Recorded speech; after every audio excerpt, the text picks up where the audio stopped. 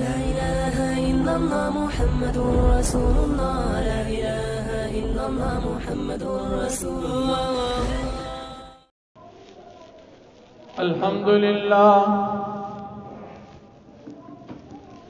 الحمد لله الفتاح المنان ذي الطول والفضل والإحسان الذي من علينا بالإيمان وفضل ديننا على سائر الأديان ومحى بحبيبه عبده ورسوله محمد عبادة الأوطان وخصه بالمعجزة والسنن المستمرة على تعاقب الأزمان صلى الله عليه وعلى سائر النبيين وآل كل ما اختلف الملوان. أما بعد فأعوذ بالله من الشيطان الرجيم. بسم الله الرحمن الرحيم. أرأيت الذي يكذب بالدين فذلك الذي يدع اليتيم ولا يحض على طعام المسكين. فويل للمصلين الذين هم عن صلاتهم ساهون الذين هم يراءون ويمنعون الماعون. وقال النبي صلى الله عليه وسلم من صلى علي عند قبري سمعته ومن صلى علي نائيا أبلغته. إمام الأنبياء بلا اختلاف وتاج الأسفياء بلا اختلال وختم الرسل بالصدر المعلى نبي هاشمي ذي جمال. أحب الصالحين ولست منهم لعل الله يرزقني صلاحا. وقال تعالى في كلامه المجيد إن الله وملائكته يصلون على النبي يا أيها الذين آمنوا صلوا عليه وسلموا تسليما. اللهم صل على محمد وعلى آل محمد كما صليت على إبراهيم وعلى آل إبراهيم إنك حميد مجيد. اللهم بارك على محمد وعلى آل محمد كما باركت على إبراهيم وعلى آل إبراهيم إنك حميد مجيد. اللہ جل شانہ او تاسو باندې به انعام او احسان کړی دی. اسلام یو بهترین دین الله پاک او تاسو تارا نصیب کړی دی. اسلام انسان د زندگی د شروع نه تر اختتام پورې په هر وخت کې تا خپل رهنمایي درکې او د الله جل شانہ په احکامات باندې تا لار خی چې د نبی علیہ الصلوۃ والسلام رهنمایي او د الله جل شانہ د احکامات او تابعداري ته په کومه طریقې سره کې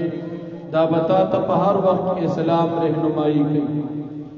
الله جل شانہ او تاسو د پاک دین را نصیب کړی چې په تمام دنیا کې د الله پاک په نسبت مقبول او محبوب دین دغه دین اسلام دی. په دنیا کې ډېر ادیان دي لیکن مقبول دین د الله جل شانہ په نسبت دین اسلام دی. او اسلام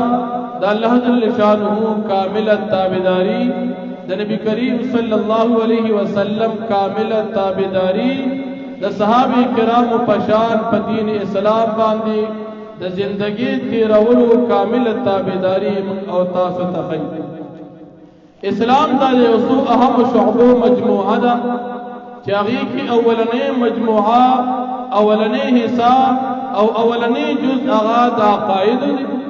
دویم جز په اسلام کې هغه د عبادت دي. دریم جز په اسلام کې د معاملات دي. څلورم جز په اسلام کې د اخلاقیات دي او پنځم جز په اسلام کې د معاشرت او د یو انسان د بل انسان سره د زندګۍ تیرولو چې کوم نوم معاشرت دي د هغې دي. اسلام یو طرف ته موږ مسلمانانو ته د عقیدې اولنۍ هدایت فرمایي چې تاسو الله رب العالمین یو ذات ومنئ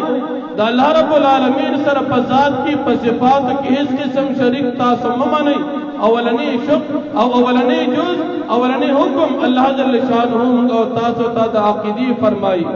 عقیده دا بنیاد دي او په دې باندې به تمام آبادی د اسلام بیا بنا کیږي نو که چېرته عقیده او بنیاد صحیح وي نو په دې باندې عباداتو د معاملاتو د اخلاقیاتو د معاشرت او د شان د زندگی د هر شعبې آبادی صحیح طریقې سره ختلی شي او که عقیده صحیح نه وي نو په دې باندې بیا هیڅ قسم آبادی بیا نشي جوړېدلی قرآن کریم کې الله جل شانه د دې اهمیت په دې طریقې سره ذکر کوي الله جل شانه فرمایي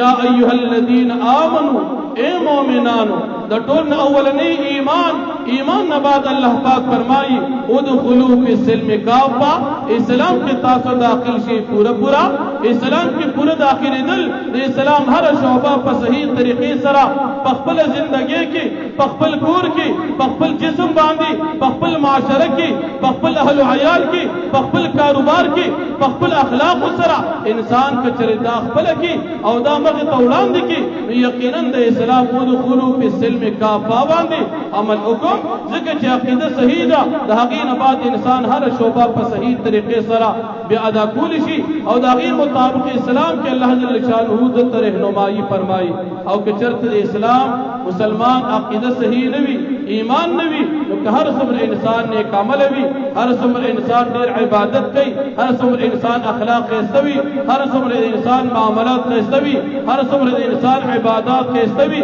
دې انسان ته هیڅ قسم اجر په دې باندې نه ملاویږي ځکه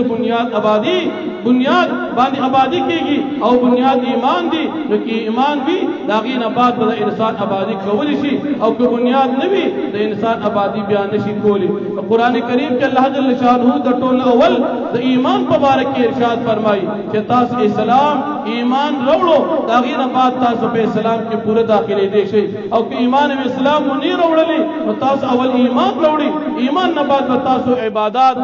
ایمان نه بعد به تاسو معاملات ایمان نه بعد به تاسو دین د اسلام او د زندگی د هر شعبې د الله جل شانه د رضا مطابق تاسو اختیارولي او حاصلولی شي عزتمند الله جل شانه مسلمان ته د ایمان نه بعد اولنی حکم چې فرمایي ناغه د عباداتو دي او په عباداتو کې اهم عبادت د الله جل شانه په نسبت باندې د مونږ دي انسان ته چې څومره عبادات متوجه دي په دې عباداتو کې اهم عبادت هغه د مونږ دي قرآن کریم کې د ټول نه زیات آیاتونه د الله جل شانه د توحید نه بعد هغه د مانځه په باره کې راغلي دي قرآن کریم کې تقریبا 200 آیاتونه د مانځه په باره کې الله پاک فرمایي مونږ د دین اهم شعبه ده او باغی باندې عموما مسلمانانو ته الله جل شانه قرآن کریم کې بار ارشادات فرمایي نبی علیہ الصلوۃ والسلام ته د دین تمام شعبې الله جل شانه په ځمکه باندې ورکړي دي کاغه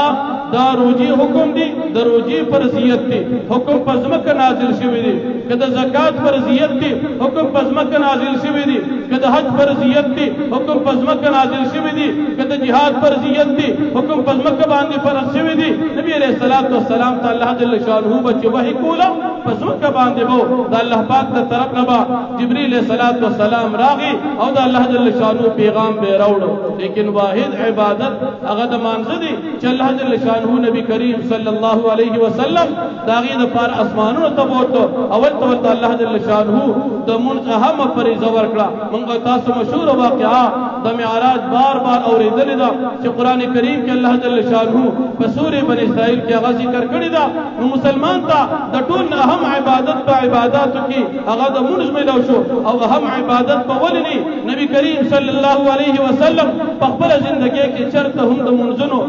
کوتاهی او چرته په منځونو کې غفلت نه دی کړی صحابه کرام چرته په خپل ژوندۍ کې په منځونو کې کوتاهی او غفلت نه دی کړی او الله جل شانه نبی کریم صلی الله علیه وسلم ته چې څومره صحابه کرام ورکړو هغه ټول به عموما د مانځه پابندي ساتله حضرت عبد الله ابن مسعود رضی الله عنه فرمایي چې د نبی کریم صلی الله علیه وسلم په دور نبوت کې د نبی علیه الصلاۃ والسلام په دور کې د صحابه کرامو په دور کې چې د نبی علیه الصلاۃ والسلام کوم مخالفین او حقیقت کې او ظاهرا د نبی علیه الصلاۃ والسلام سره جوړو چې هغه ته منافقان ویل شو هغه هم د نبی علیه الصلاۃ والسلام سره د مانځه خیال ساتو هغه هم په جمع کې شرکت کو چې تکله کله بداغینه د منځونو کو طاهر آتا نور ظاهرا په منځونو کې حقي هم هر وخت کوشش تو اهتمام کو نو مسلمان تا الله جل شانو د مانځه مبارک قرآن کریم کې بار بار ارشاد فرمایي ساسوڑان دما د سورہ ماعون یو سورۃ ورستو قرآن کریم کې الله جل شانو فرمایي فویل للمصلین الذين هم عن صلاتهم ساهون هلاکت دی داغي منسکون کې د پاره چې دی د خپل منځن غافل وي مسلمان دي لیکن د منځ غافل دي قرآن کریم کې الله پاک فرمایي دی انسان د پاره د هلاکت وي منځ باندې کوي مسلمان به مسلمان به د منځ خیال باندې ساتي مسلمان به د منځ رمضان ساتي مسلمان به په منځ کې به غفلت کوي مسلمان به په منځ کې د خشوع خیال نه ساتي مسلمان به د منځ په احکاماتو باندې د منځ په ارکانو باندې د منځ په شرایطو باندې د منځ په واجباتو باندې د منځ په سنت طریقې سره کول باندې بازان نه خبري قرآن کریم کې الله پاک فرمایي چې دې منځ کول کې د پاره د هلاکت وي او زموږ د مسلمانانو څنګه چې د دین په هر شعبه کې زموږ د مسلمانانو کوتاهي عمومي دي دا شان د منځ په حواله سره هم زموږ د مسلمانانو کوتاهي انتهایی زیاته شوې ده دا ټول ناول منګ وګورو الله جل شانو په منګ او تاسو باندې څومره لوی انعام او احسان کړی دی منځر اول نه 50 ملو شو نبی کریم صلی الله علیه وسلم پشپغم اسمان کې د حضرت موسی علیہ السلام سره ملاقات شو موسی علیہ السلام تپوس کوي الله جل شانو سره تحفه درکړه وای ما تعالی جل شانو 50 منځر راکړل موسی علیہ السلام نبی علیہ السلام ته فرمایي د الله جل شانو نو سوال وکړه چې دا منځونه ما ته کم کا ځکه ستاسو امت ته کمزوري وي هغه به 50 منځونه په صحیح طریقې سره ادا نکړي شي موسی علیہ السلام نبی علیہ السلام علیکم نبی علیہ السلام لا نہ پیری نبی علیہ السلام د الله جل شانو په دربار کې حاضری کړی دا د دې لپاره چې زما امت باندې د منځونو په حواله سره نرمي وکا او دا منځونه منتکم کا نبی علیہ السلام ته الله جل شانو 15 منځونه کم کړ 15 منځونه پاتې شول اوس موسی علیہ السلام ته چې په لسمه پیرا باندې راغلی موسی علیہ السلام ته وای سو پاتې شو وای 15 منځونه د الله نه سوال وکړي چې دام را تکم کی وای باقی من الله پاک نه حیا راځي زه باقی مطالبه نشم کولی چې دا منځونه ما تکم کی اوس دغه 15 منځونه چې په ما او تا باندې فصلیریش کې ژوندۍ کې فرض دي او هغه هم د ورځې هغه په داسې آسان اوقات کې چې مسلمان ته کول آسان دي لیکن یو مسلمان چې هغه ناپوه وي د الله جل شانو یره پزره کې نه وي د آخرت یره پزره کې نه وي د عذاب د قبر حالات پزره کې نه وي د جهنم تکلیفونه پزره کې نه وي او مسلمان ته غیاد نه وي دې مسلمان د پر د 15 منځونه هم په 24 غنټه کې کول ګران دي عزتمند موږ او تاسو له وګورو د دنیا د هر څه د پر مسلمان سره نن وخته کده اجري د پاره دي کده لار د پاره دي کده غم خادي د پاره دي کاغه د کاروبار د پاره دي کاغه د ملګرو سره تعلقاتو د پاره دي کاغه د نور د دنیا د ژوندۍ کې رول د پاره دي هر څه د پاره مسلمان سره نن وخته لیکن د الله جل شانه د بندګۍ د پاره مسلمان سره انتهایی کم وخت دي او بیا بعض مسلمانان داسې هم دي چې په هفته کې صرف د جمعې منځ بعض مسلمانان داسې دي چې هغه د سحر منځ نه کوي نور دروازې منځ نه کوي بعض مسلمانان داسې دي چې هغه د ماسوتن منځ نه کوي د سحر منځ نه کوي او د درې منځ نه کوي او بعض مسلمانان داسې دي چې هغه چرته ملګرو سره کینی او ملګری منځل دي او منځل روان شي ورنه منځونو خیال بالکل نه ساتي عزتمندو زموږ د مسلمانان د پاره چې څنګه د الله جل شانه د طرفنا د قهر او د عذاب راګيري دا شان موږ مسلمان په خپل ځان باندې حالت راوستي کله موږ په خپل ځان باندې خپل حالت بدل نکو د الله جل شانو بندگی په ذکر کې را نه والو د الله جل شانو بندگی په خپل جسمونو باندې را نه والو د الله پاک د احکامات او خیال اون ساتو نو کې دي شي د دې موجوده حالاتو نه زیاته سختی په موږ مسلمانانو باندې نور هم راځي موږ مسلمان د دین هر شعبه کې کوتاهی ده د ټول نو ول وګورو چې موږ سحر را پاسو موږ د مانځه خیال نه ساتو عام طور کې کل وکتل شي په هر کور کې څومره افراد دي لیکن په منځونو کې هغه افراد نه موندل کېږي او بیا عموما د سحر په منځ کې او ما تاسو وړاندې بار بار دا خبره هم ذکر کړې ده چې د سحر د منځ تعلق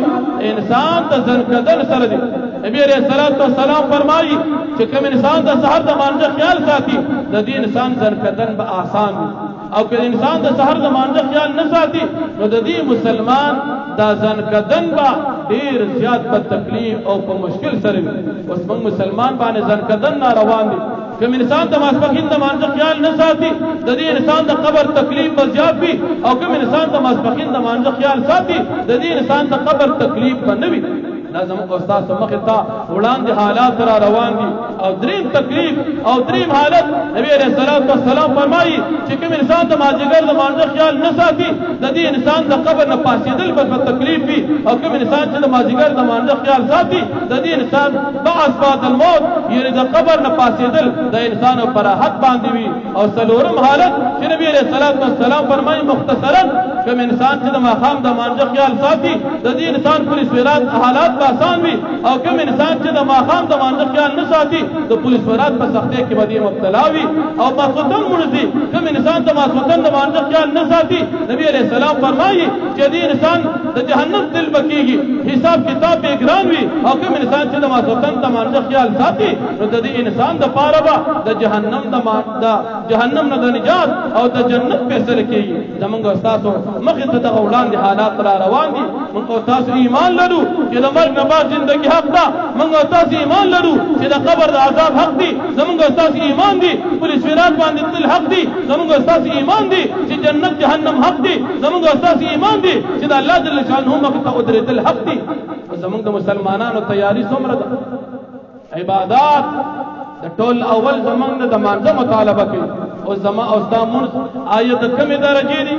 ما او تا چې مانځه ته ودرېږو په مانځه کې زما توجه برابرېږي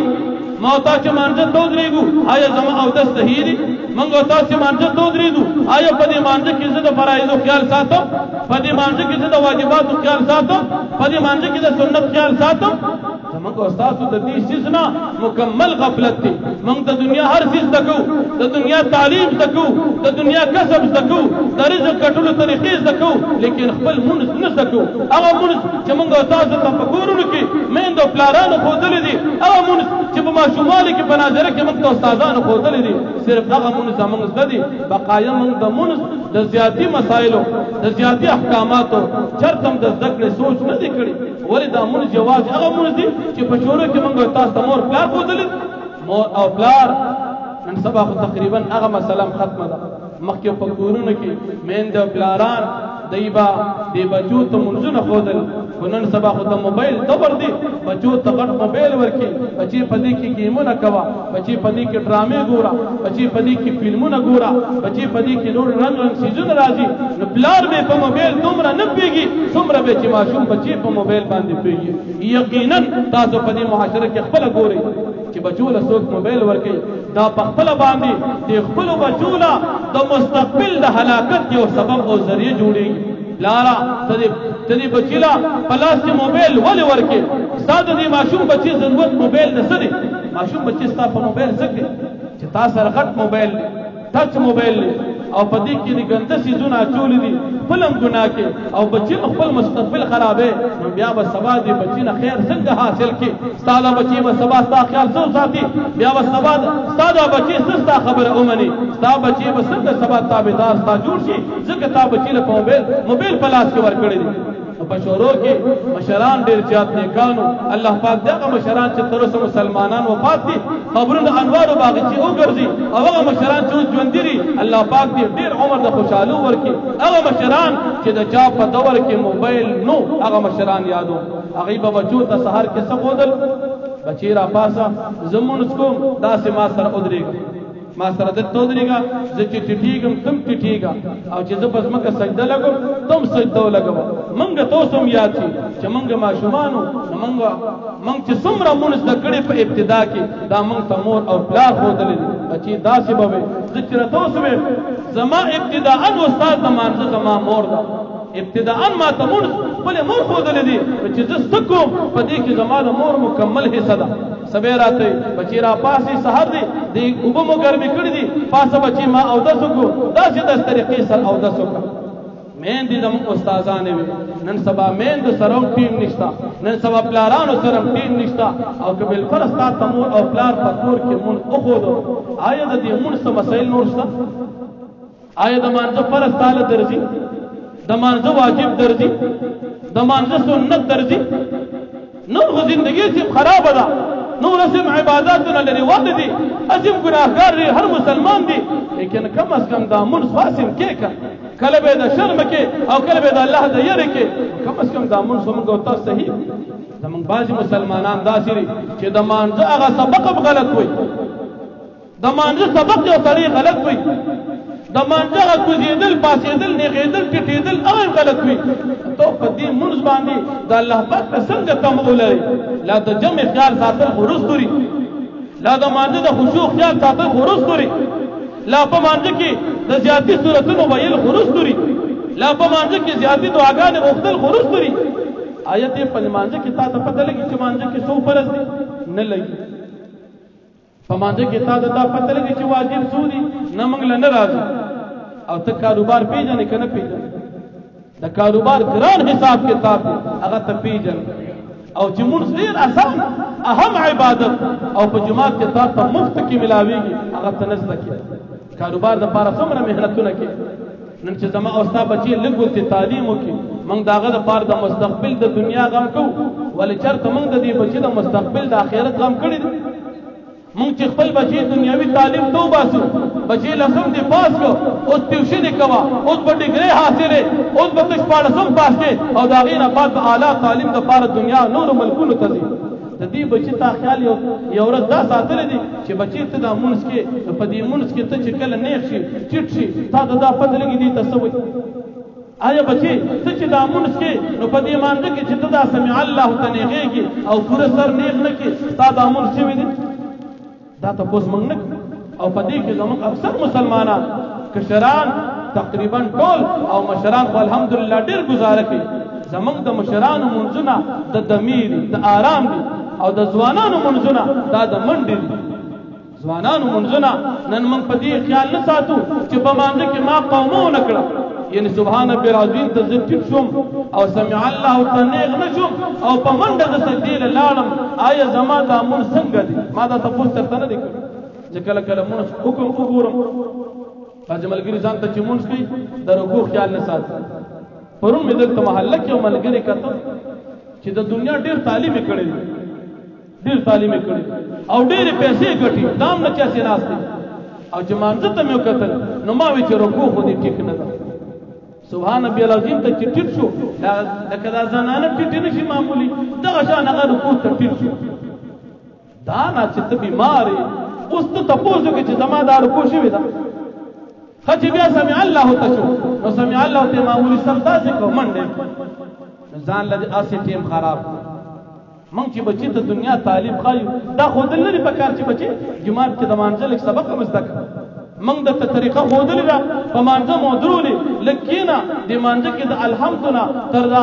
اخیره پر سلام ګرځول پر دا کم سبق ته دا له استاد ته وروا یا تبلیغي ملګرو ته وروا سزدکا بچی دنیا ګټه حکم اسلام داغه سره سره په اخرت هم مزدکا سبب زنیم اخرت کې وطن جدا تپوس کیږي او زمونږ استاد وړاندې هغه ورځ را روانه ده چې هغه باره کې قران کریم فرمایي یوم یفر المرء من اخیه وامه وابيه وصاحبته وبنيه دا سی ورځ ده چې په دا ورځ با یفر المرء من اخیه سړی به ضرور نه تختی د مور نه به تختی د پلان نه به تختی د بچو نه به تختی هغه ورځ را روانه نو په هغه ورځ به زمونږ استاد سو پیسې نه پکاري چې زبر چې زما خو د دنیا غټ تعلیم ټیک د تعلیم کوا و آخرت یاد ساتا ٹھیک تو اے بی سی زکا و قرآن ہم زکا ٹھیک تو دنیا ڈگرے حاصلے کا لیکن دا اللہ مخی تا دا ادری دو ڈگرے حاصلے کا تا دا اللہ مخی تا پسو ادری کی دا اللہ مخی تا استاد استر کی پٹی دو نبات ڈگرے ٹولی خط بکر تا دیو وای چما دا دنیا ٹول تعلیمون اوکر او دیر مال دولت میں جمع کر نو دا اللہ مخی تا خدا نہ چلی دا استاد زندگی اسباب دی که ډېر دي ګټلي دي که لږ دي ګټلي دي خو د الله مخې ته د ودرېدو دپاره تا کوم سبق زده کړی څه خو زده کړې موږ او تاسو په دې کې ډېر مجرمان یو او خصوصا هغه مشران چې خپل بچي سهار په بستره باندې په خوب پرېږدي داسې مشران چې هغه مونځ خپله کوي او بچي مانځله نه پاسي یاره بېګا ناوخته راغلي اوده شوي ناوخته دي او خوب یې پوره نه دي ټوله ورځ خوب وکړه خو کم از کم سهار به مونځ وکړه که ولې ستا د دې بچي د آخرت یره په زړه کې نشته ستا په دې بچي باندې معمولي غونته دنیا تکلیف چې راشي ته پرې خفه کېږي که نه نو د الله مخې ته د ودرېدو هغه حساب کتاب قبر جهنم جنت دا مخې ته تاسو پراته نه دي موږ مسلمانان یو کړه موږ خو خوړلو ستونله الله نه یو پیدا کړی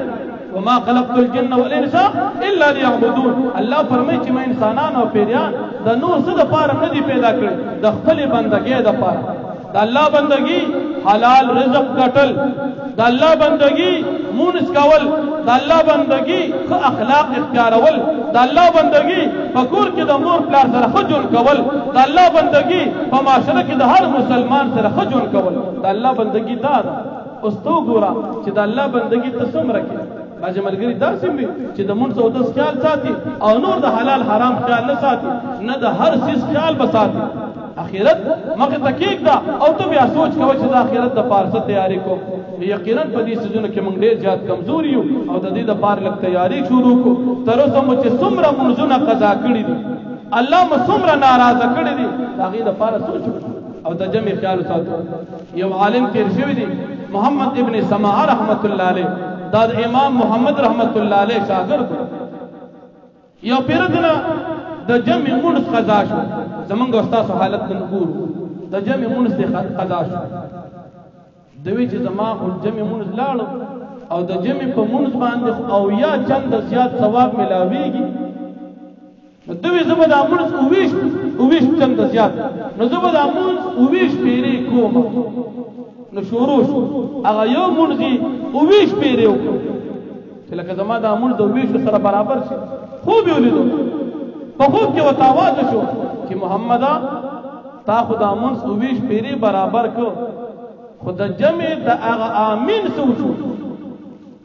په جمع کې خو چې کله امام وایي ولضالین مقتدیان هم شاته پټه باندې امین وایي چې کوم سنت عمل او په دې باندې د الله پاک د طرف نه فرشتي امین وایي فرشتي په امین وایي نو چې د چا امین د فرشتو سره یو ځای شو نبی علیه السلام فرمایي هغه ته بخښنه وشوه هغه ته بخښنه وشوه نو ستا هغه امین څه شو منځونه خو د اوویش برابر کړل هغه امین به څه کوي هغه امین خو ته نشي راګرځولی او هغه امین به کوم ځای کې وي هغه د جمع په مانځه کې وي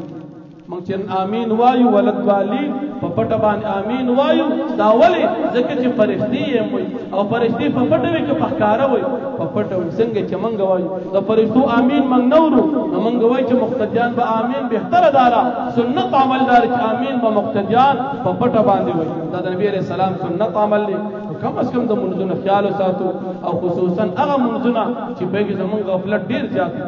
ماسپښین منځم